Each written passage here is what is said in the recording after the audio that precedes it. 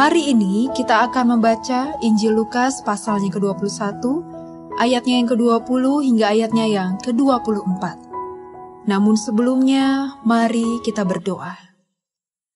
Bimbinglah kami dalam memahami kebenaran sabda-Mu. Dalam terang firman-Mu, Yesus, kami berdoa. Amin. Lukas 21 ayat 20-24.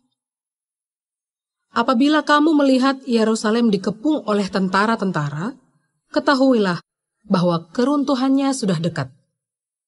Pada waktu itu, orang-orang yang berada di Yudea harus melarikan diri ke pegunungan, dan orang-orang yang berada di dalam kota harus mengungsi.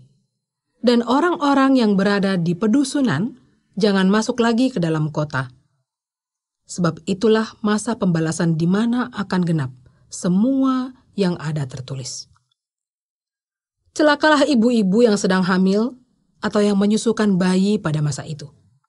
Sebab akan datang kesesakan yang dahsyat atas seluruh negeri dan murka atas bangsa ini. Dan mereka akan tewas oleh mata pedang dan dibawa sebagai tawanan ke segala bangsa. Dan Yerusalem akan diinjak-injak oleh bangsa-bangsa yang tidak mengenal Allah, sampai genaplah zaman bangsa-bangsa itu.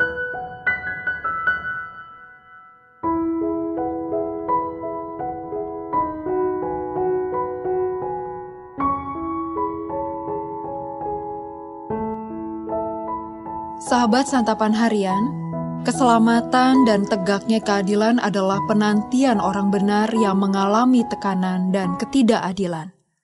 Orang-orang ini mengharapkan sebuah masa ketika orang jahat dihakimi dan dihukum sesuai perbuatannya. Tema penghakiman atau penghukuman Allah atas kefasikan terus berkumandang dalam Alkitab. Allah tidak akan mendiamkan penolakan umatnya akan Mesias dan penganiayaan kepada pengikut Kristus. Kehancuran Yerusalem akan segera tiba. Ini adalah hari pembalasan dan penggenapan penghakiman Allah. Israel yang seharusnya menjadi instrumen keselamatan bagi bangsa-bangsa dimurnikan oleh Allah melalui penghakiman. Israel hancur karena tidak setia memelihara perjanjian, yaitu hidup dalam ketidakadilan. Puncaknya mereka menolak Mesias, yaitu Yesus Kristus. Pengikut Kristus adalah yang tersisa dan setia. Yahweh akan memakai mereka untuk menggantikan Israel menjadi berkat atau terang bagi bangsa-bangsa. Tidak hanya itu, ini juga merupakan tanda masuknya sebuah era baru, yaitu Gentiles atau orang di luar Yahudi dalam sejarah keselamatan Allah. Allah tidak menyukai kefasikan atau ketidakadilan. Sekalipun pelakunya adalah umatnya, ia tetap tidak suka.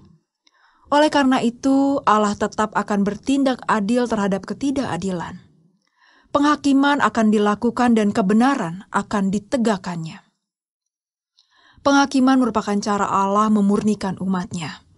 Allah memisahkan antara kebenaran dan kefasikan, kebaikan dan kejahatan, keadilan dan kelaliman.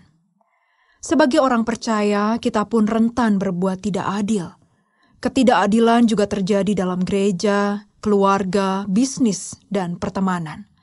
Ada saja orang atau kelompok yang ditindas, dirugikan, disakiti, disingkirkan, dan dilupakan. Kita, sebagai orang percaya, perlu mengembangkan kepekaan akan hal ini.